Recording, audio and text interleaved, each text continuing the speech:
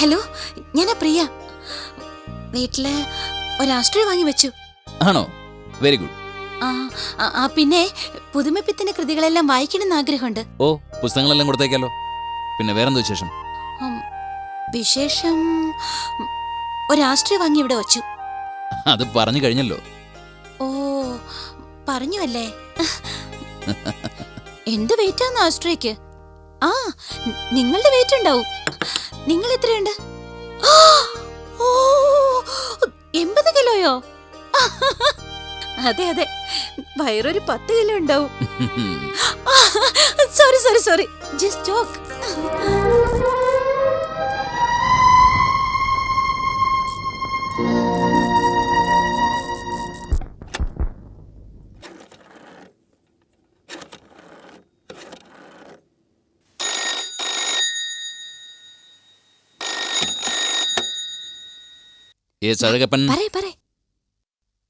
Hello, എന്താ പറയണ്ടേ?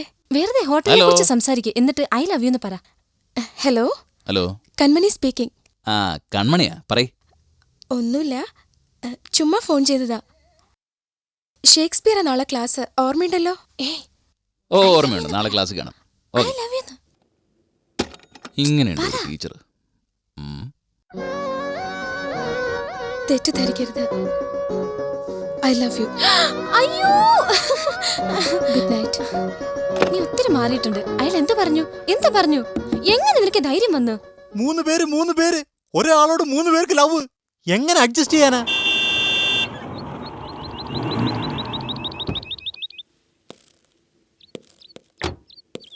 എന്താ ഇവിടെ ഇരുന്ന് പഠിക്കുന്നത്? പഠിക്കുക. വഴിയിൽ ഇരുന്ന പഠിത്തം? സ്വപ്നാന്റിയുടെ അടുത്ത് ട്യൂഷൻ പഠിക്കുക. സ്വപ്ന, അവളെന്തിനാ ഇങ്ങോട്ട് വന്നത്? വരാറെന്ന് പറഞ്ഞല്ലേ ഞാൻ. എന്തായി? കോമ്പോസിഷൻ എഴുതി കഴിഞ്ഞോ? ഇനി ലെസൺ പറഞ്ഞേ. Long ago, so long ago, nobody can say how long ago, there was a man by name, Andropus. He went to the forest one day. സ്വപ്ന, ഇവിടെ വാ. ആ വീട്ടിൽ നിനക്കെന്താ?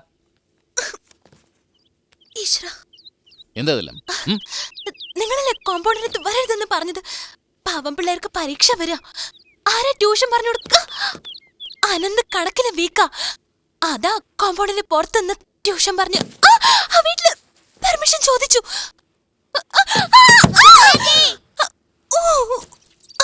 ഒന്നുമില്ല, നോ, എന്റെ കാല് മാത്രം ഒടിഞ്ഞുള്ളൂ. ശരി, വീഴണ്ട. ഇങ്ങോട്ട് പോരെ.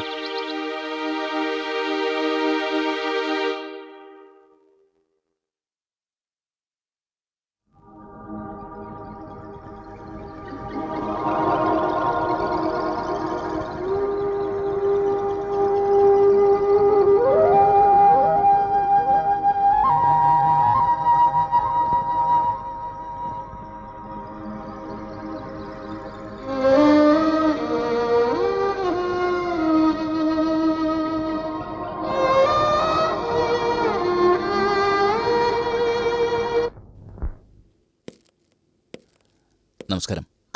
വരൂ. ഞാൻ അഴകപ്പൻ. എന്താ കാര്യം? ഇരിക്കൂ.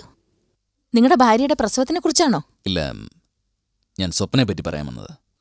ഞാനാ സ്വപ്നയുടെ അമ്മൂമ്മ. പറയൂ. ഞാൻ നിങ്ങളോട് സംസാരിക്കണോ അതോ സ്വപ്നയുടെ പാരന്റ്സിനോട് സംസാരിക്കണോ? അവളുടെ അച്ഛനമ്മമാരോട് സംസാരിക്കാൻ പറ്റില്ല. മരിച്ചിട്ട് 15 വർഷം കഴിഞ്ഞു. അപ്പൊ എന്നോട് പറഞ്ഞ നുണയാണോ? ഇങ്ങനെ നുണ പറയൂ പെമ്പിള്ളേര്? അവള് പറയുന്നതിനും കാണിക്കുന്നതിനൊക്കെ ഒരു കാരണം ഉണ്ടാവാറില്ല. മിസ്റ്റർ അഴകപ്പൻ, ഇപ്പോഴെനിക്കൊരു കാര്യം മനസ്സിലായേ. അവള് നിങ്ങളെപ്പറ്റി എന്നോട് എന്താ പറഞ്ഞെന്നറിയാവോ? നിങ്ങൾക്ക് കാഴ്ചയില്ല, നിങ്ങളുടെ കുട്ടികളെ വളർത്താൻ നിങ്ങൾ പാടുപെടുന്നു എന്നാ പറഞ്ഞേ. അതിനുണ്ട് സഹായത്തിനായി ഇടയ്ക്കിടയ്ക്ക് നിങ്ങളുടെ വീട്ടിൽ വന്നു പോകാറുണ്ടെന്നാ പറഞ്ഞേ.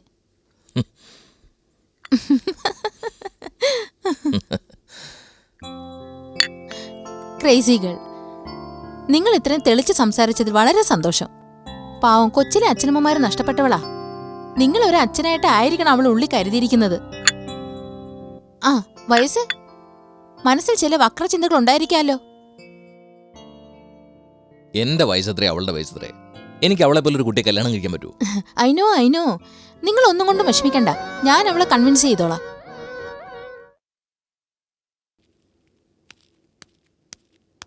ഹായ്, ലിപ്സ്റ്റിക്കാ? പുതിയതാണല്ലോ. ആ, എന്തായാലും ചേച്ചിക്ക് വളരെ ചേഞ്ച് ഉണ്ട്. ആരുടെ ഇംപ്രഷൻ വീഴാതെ സൂക്ഷിക്കണേ.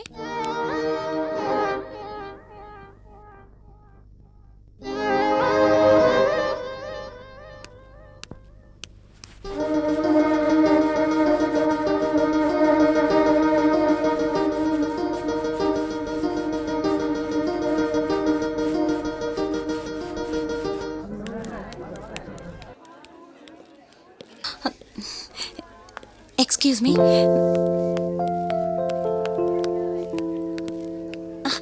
വരൂ. My best wishes. ഡാൻസിനെ കുറിച്ചുള്ള പുസ്തകങ്ങളായത് മുഴുവൻ. താങ്ക്സ്. ഇത് ഇയാളുടെ എത്രാമത്തെ പിറന്നാളാ? 56.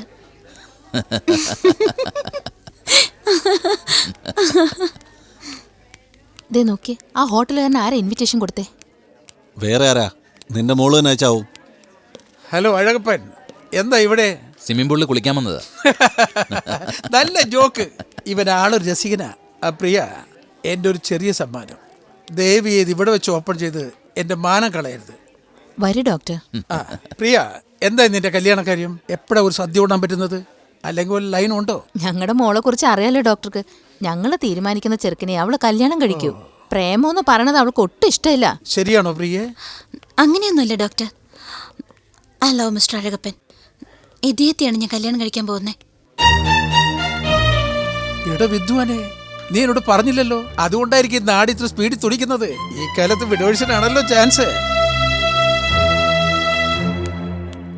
അങ്ങനെയാണെ ഞാനുണ്ട് മാഡം. ഞാനും വിടവർ തന്നെ. ഇതുപോലെ 4 പിള്ളേര്. വേറെ പിള്ളേര് 15-16 ഉണ്ടാവും. എന്താ അഴകപ്പ, അരവിന്ദ് സാറിന് മുമ്പിൽ തോറ്റുപോയോ?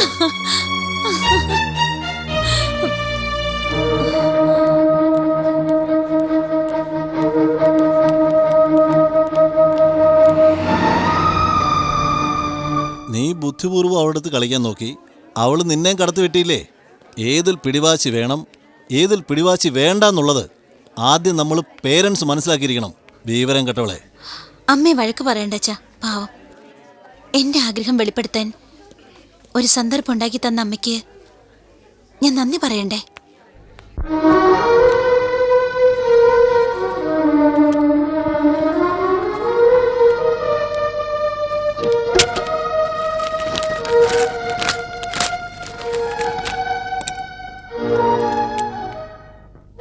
പ്രിയ, പ്രണയം എന്നത് ഒരു അപൂർവ അനുഭൂതിയാണ്.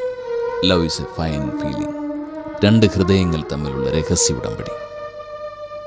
Purely personal.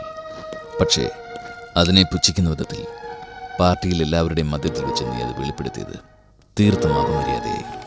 2 കൈകളും കൂട്ടിയിടിക്കുമ്പോഴാണ് ശബ്ദം കേൾക്കുന്നത്. 2 മനസ്സുകൾ ഒന്നിക്കുമ്പോൾ പ്രണയവും. ഒരു കൈ കൊണ്ട് മാത്രം ശബ്ദമുണ്ടാക്കാൻ നീ ശ്രമിക്കുന്നു. നിന്നോട് എനിക്ക് പ്രണയമുണ്ടെന്നൊരു തോന്നൽ പോലും എനിക്കുണ്ടായിട്ടില്ല. അഹങ്കാരികളായ പണച്ചാക്കുകളുടെ മുന്നിൽ ഞാൻ അവഹേളിക്കപ്പെട്ടത് മാത്രം മിച്ചം. ഇനി ഒരിക്കലും നമ്മൾ തമ്മിൽ കാണില്ല. നിന്റെ വീട്ടിൽ ഇനി ആശ്രയുടെ ആവശ്യമില്ല. വിഡോയർ എന്ന അന്തസ്സും 4 കുട്ടികളുടെ പിതാവെന്ന പെരുമയും മാത്രം മതി എനിക്ക്. Good by.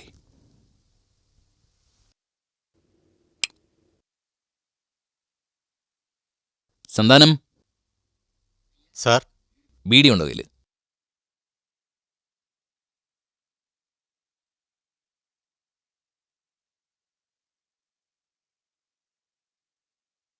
അല്ല, ഉറങ്ങാൻ പോകുന്നില്ലേ?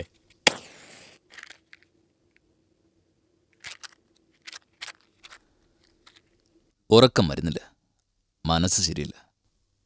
പിറന്നാ പാർട്ടിയിൽ നിന്ന് സാറ് പെട്ടെന്ന് തിരിച്ചു വന്നപ്പോൾ തന്നെ എന്തോ നടന്നോന്ന് എനിക്ക് സംശയം തോന്നിയിരുന്നു. ആ പെണ്ണില്ലേ പ്രിയ, അവൾ എല്ലാവരുടെയും മുന്നിൽ വെച്ച് എന്നെ സ്നേഹിക്കുന്നു എന്ന് പറഞ്ഞു. കൂടി നിന്നവർക്കെല്ലാം അതിശയമായിപ്പോയി. ഞാനും ദേഷ്യപ്പെട്ട് അവിടെ നിന്ന് ഇറങ്ങിപ്പോന്നു. വന്നതും ആ ചൂടോടെ തന്നെ ഒരു ലെറ്റർ എഴുതി അങ്ങ് പോസ്റ്റ് ചെയ്തു. എന്തൊരു അപമാന. സ്നേഹിക്കുന്നത് അവമാനമാണോ? അവർക്ക് തോന്നിയെന്ന് പറഞ്ഞിട്ട് കാര്യമുണ്ടോ? എനിക്ക് തോന്നണ്ടേ? ഇല്ലെന്നാ പറയുന്നേ. സാറേ, ഇതൊക്കെ എനിക്ക് പറയാമോന്ന് അറിയില്ല. എന്നാലും ചോദിക്കുക. ഒരു ദിവസം 3 തവണയെങ്കിലും സാർ അവരെപ്പറ്റി എന്നോട് ചോദിക്കാതിരിക്കില്ല. അതുകൊണ്ട് പ്രിയ മാഡത്തിന്റെ വണ്ടി റിപ്പയർ ചെയ്ത് വന്നപ്പോൾ ഞാൻ കൊണ്ടുപോയി കൊടുത്തിട്ട് വരട്ടെ എന്ന് ചോദിച്ചു. ഉടനെ സാറ് തന്നെ കൊണ്ടുപോയി കൊടുത്തില്ലേ? അതും ഇതും നമ്മൾ എന്ത് ബന്ധം? ചുമ്മാ ഒരു ഹെൽപ്പ് ചെയ്തെന്നല്ലേ ഉള്ളൂ. ശരി, ചുമ്മാതാണെന്ന് വെച്ചോ. ഈ സൗകര്യം വെച്ച് ചുമ്മാതെ അവരെ ഒന്ന് കണ്ടിട്ട് വരാമെന്ന് വെച്ചൂടെ? നോ. ഒരു ദിവസം അവർക്ക് ലേശം അസുഖമാണെന്ന് അറിഞ്ഞപ്പോൾ ആകെ പതറിപ്പോയി അവിടെ നിന്ന് ഇവിടുന്ന് എന്നെ തേടി പിടിച്ച് പൂച്ചണ്ട് തന്നു വിട്ട ആളല്ലേ.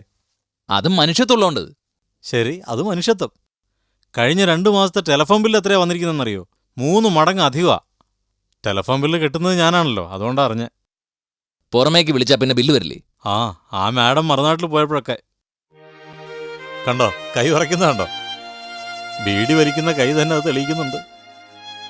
സ്വന്തം ഇഷ്ടത്തെ മനസ്സിനുള്ളിൽ ഇങ്ങനെ പൂട്ടി വയ്ക്കുന്നതുകൊണ്ടാ ഇങ്ങനെയൊക്കെ നടക്കുന്നത്. പ്രേമിക്കുന്നത് ഒരു കളവല്ല, കല്യാണം കഴിക്കുന്നത് കൊലക്കുറ്റമല്ല. എന്തിന് സാറ് വഴക്ക് പറഞ്ഞെഴുതിയ കത്ത് ആ പെൺകുട്ടി എങ്ങാനും കണ്ടാൽ അതിൻ്റെ മനസ്സ് എത്രമാത്രം വേദനിക്കുമെന്നറിയോ?